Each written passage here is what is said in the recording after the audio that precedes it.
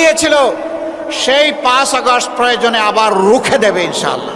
আগামীতে তোমাদের ভোট নিয়ে কেউ ছিনিমিনি খেলুক, কেউ চুরি করুক, কেউ তোমাদের ভোট হাইজ্যাক করুক, তোমরা কি তা বরদাস্ত করবে?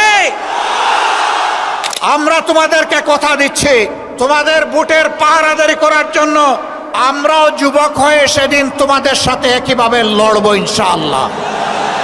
এখন থেকে ছাত্র জনতার, শ্রমিক জনতার, ব্যবসায়ী জনতার, আপামার জনতার, শিশু থেকে বৃদ্ধ সমস্ত মানবতার ঐক্য আমাদেরকে গড়ে তুলতে হবে ইনশাআল্লাহ। এখন যদি কেউ 72-এর সংবিধানের কথা বলেন, কার্যত তিনি শহীদ প্রেসিডেন্ট জিয়াউর রহমান সাহেবের বিরুদ্ধে অবস্থান নেবেন।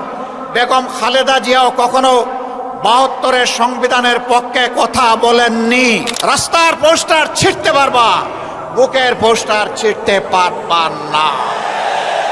আসসালামু আলাইকুম ওয়া রাহমাতুল্লাহ। আলহামদুলিল্লাহি রাব্বিল আলামিন ওয়াসসালাতু ওয়াসসালামু আলা রাসূলিহিল কারীম ওয়া আলা আলিহি ওয়া সাহবিহি ওয়া আহলি বাইতি আজমাইন। চলমান আন্দোলনের শরিক 8 দলের উদ্যোগে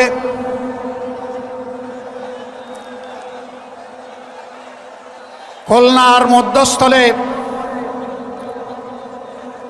আজকের এই বিভাগীয় সমাবেশের সম্মানিত